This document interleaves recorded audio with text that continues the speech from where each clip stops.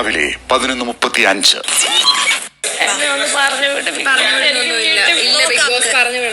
എനിക്ക് ട്രീറ്റ്മെന്റ് വേണം, വീട്ടിൽ ചെന്നിട്ട് ഞാൻ ചെയ്തോളാം എന്നെ ഒന്ന് പറഞ്ഞു.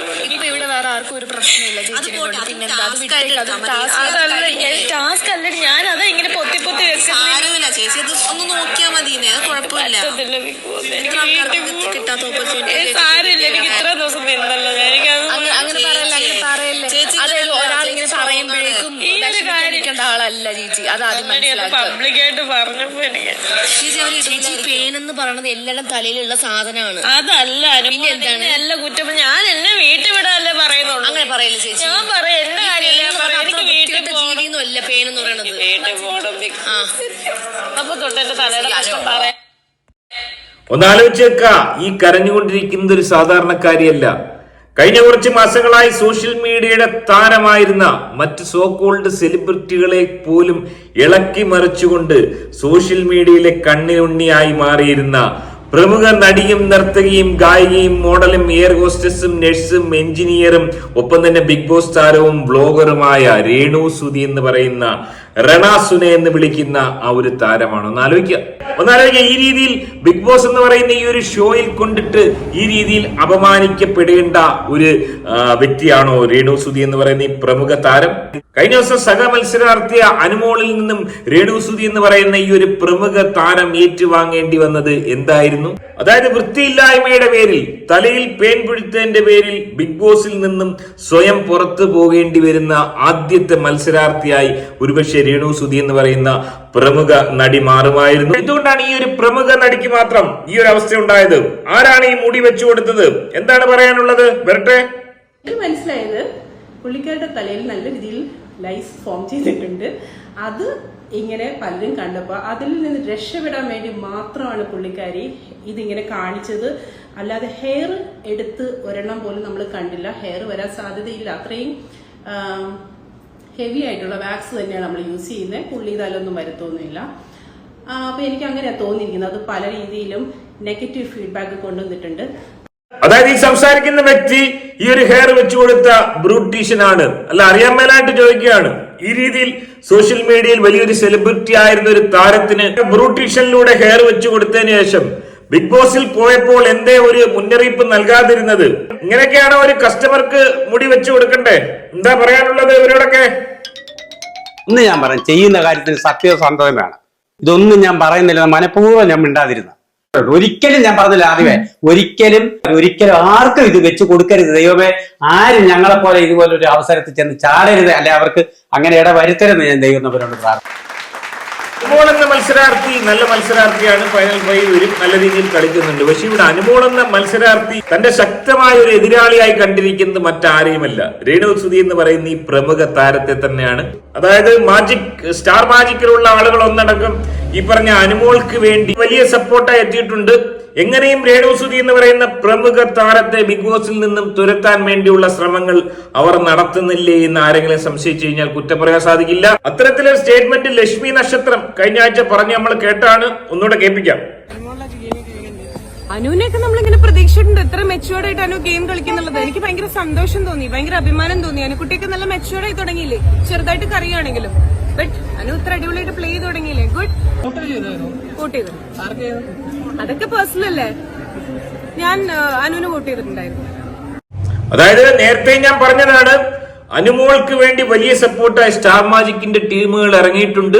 രേണു സുധിയുടെ കളിയെപ്പറ്റി ചോദിച്ചപ്പോൾ വലിയ അഭിപ്രായമില്ലെന്നുള്ള രീതിയിലാണ് പ്രമുഖ താരം ലക്ഷ്മി നക്ഷത്രം അടക്കം പറഞ്ഞത്. ഇവിടെ എന്തുകൊണ്ടാണ് അനുമോൾ രേണു സുധി എന്ന് പറയുന്ന പ്രമുഖ താരത്തെ ഈ രീതിയിൽ ആക്രമിക്കാൻ ശ്രമിച്ചത്? അതായത് രേണു സുധി കഴിഞ്ഞ ആഴ്ച എവിക്ഷനിൽ വന്നില്ല, എവിക്ഷനിലായിരുന്നു അദ്ദേഹത്തെ നോമിനേറ്റ് ചെയ്തിട്ടും കാര്യമില്ലെന്ന് മനസ്സിലായി. അതായത് തനിക്ക് വലിയ രീതിയിൽ പിൻബലമുള്ള ഒരു ആർമി പുറത്തുണ്ടെന്നുള്ളത് രേണു സുധി എന്ന് പറയുന്ന പ്രമുഖ താരം അവിടെ വെളിപ്പെടുത്തിയിരിക്കുന്നു. അതുകൊണ്ട് തന്നെ ആർമി രക്ഷിക്കും, തനിക്ക് വലിയ രീതിയിൽ സപ്പോർട്ട് കിട്ടും. അതുകൊണ്ട് വലിയ രീതിയിലുള്ള ഗെയിം ഒന്നും പ്രമുഖ താരം അവിടെ കളിക്കുന്നില്ല.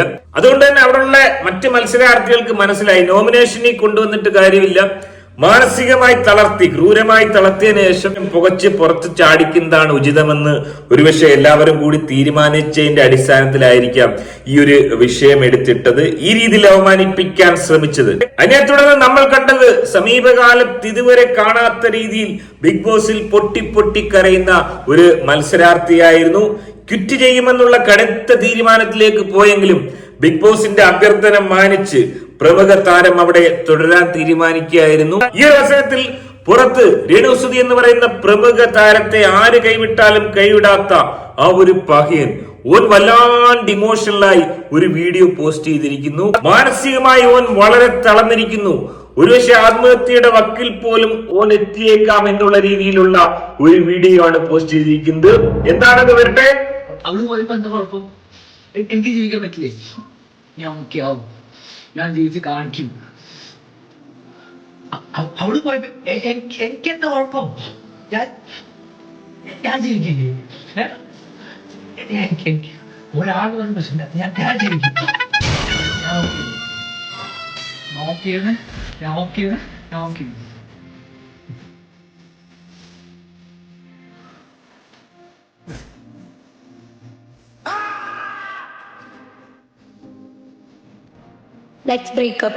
എന്തോ സാരമായ രീതിയിൽ ഈ പക എനിക്ക് പറ്റിയിട്ടുണ്ട്. എന്താണെന്നുള്ള കാര്യത്തിൽ യാതൊരു ഉറപ്പുമില്ല. എനിക്ക് തോന്നുന്നു ഒരുപക്ഷെ ഇമോഷണൽ ബോണ്ട് ഉണ്ട്. രേണുസുതി എന്ന് പറയുന്ന പ്രമുഖ താരത്തെ ഈ രീതിയിൽ ബിഗ് ബോസിൽ കഷ്ടപ്പെടുത്തുന്ന കണ്ടപ്പോൾ ഓനിക്കുണ്ടായ ഒരു മതിഭ്രമത്തിന്റെ ഫലമായി ആയിരിക്കാം. എനിവേ അതിൽ നിന്നൊക്കെ ഓൻ റിക്കവർ ആയി വരട്ടെ.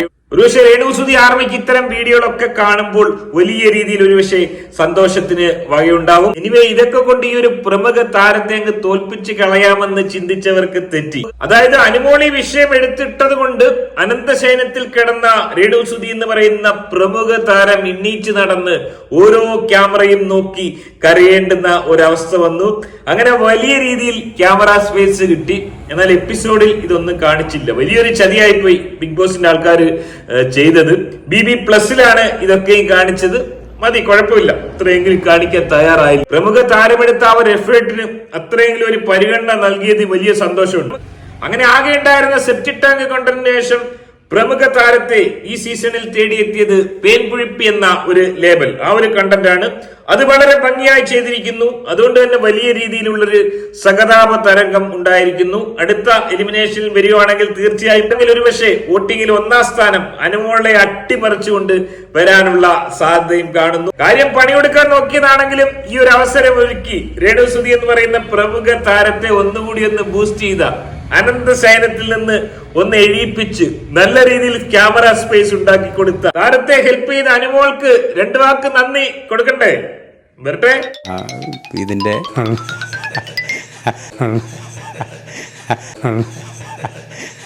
എന്താ പറഞ്ഞ ഞാൻ ഉള്ളുകൊണ്ട് പറയാ, പറഞ്ഞു പോയതല്ല. വളരെ നന്ദി. Thank you. അങ്ങനെ ഈ രീതിയിലുള്ള കള്ളക്കളിയും ഗൂഢാലോചന കൊണ്ടൊന്നും പ്രമുഖ താരത്തെ ഇത്തവണ ബിഗ് ബോസിൽ നിന്നും പുറത്താക്കാൻ സാധിക്കത്തില്ലെന്നും ഒരിക്കൽ കൂടി തെളിയിച്ചിരിക്കുകയാണ്. പിന്നെ ഇന്നലത്തെ ആ ഒരു എപ്പിസോഡിനെ പറ്റി പറയുകയാണെങ്കിൽ ഈ പറഞ്ഞ അനീഷിന് കൊടുത്ത ടാസ്ക് വളരെ നന്നായി എനിക്ക് തോന്നി. അനീഷ് വളരെ നന്നായി ഗെയിം കളിക്കുന്നു. അനീഷ് ഫൈനൽ 5 ഉറപ്പിച്ചിരിക്കുന്നു, തർക്കമില്ലാത്ത കാര്യമാണ്. വേറെ ആരും അത്ര കാര്യമായിട്ടില്ല. പക്ഷെ ഇന്നലത്തെ എപ്പിസോഡ് എനിക്ക് കുറച്ച് രസമായിട്ട് തോന്നി. ഞാൻ ഇപ്പോഴാണ് കണ്ടത്, കുറച്ച് രസമായിട്ട് തോന്നി. ബിഗ് ബോസ് കുറച്ച് കിളിപോയ രീതിയിൽ ഇവരോടൊക്കെ സംസാരിക്കുന്നുണ്ട്. മറ്റ് സീസണുകളിൽ നിന്നും കുറച്ച് വ്യത്യസ്തത. അത് തെറ്റിദ്ധരിച്ചിട്ട് ഫാമിലി ടാസ്ക് തുടങ്ങിയെന്ന് പറഞ്ഞ് വീഡിയോ ഇട്ട പകയന്മാരടക്കം ഉണ്ടെന്നാണ് പറയുന്നത്. എനിവേ അത് വളരെ നന്നായി തോന്നി. മറ്റുള്ള സംഭവങ്ങളൊന്നും കാര്യമായിട്ട് അങ്ങനെ എടുത്തു പറയുന്നതൊക്കെ ഒന്നുമില്ല. ഒരു 40-50 ദിവസം കഴിയണം ഇനി ഇതങ്ങോട്ട് കത്തി കയറാൻ വേണ്ടി എന്ന് തന്നെയാണ് മനസ്സിലാക്കാൻ സാധിക്കുന്നത്. എനിവേ കൂടുതൽ അപ്ഡേറ്റുകളുമായി വീണ്ടും കാണാം. ഈ വിഷയത്തിൽ നിങ്ങളുടെ അഭിപ്രായം രേഖപ്പെടുത്തുക. രേണുസുതി എന്ന് പറയുന്ന പ്രമുഖ താരത്തെ പുറത്താക്കാൻ വേണ്ടി നടത്തുന്ന ഈ ഒരു ശ്രമങ്ങൾ വിഫലമാകുമോ? എന്താണ് നിങ്ങളുടെ അഭിപ്രായം? ആദ്യമായി ചാനൽ കാണുന്നവർ വീഡിയോ ഒന്ന് ലൈക്ക് ചെയ്ത് ചാനൽ ഒന്ന് സബ്സ്ക്രൈബ് ചെയ്ത് കാണുക. ബൈ.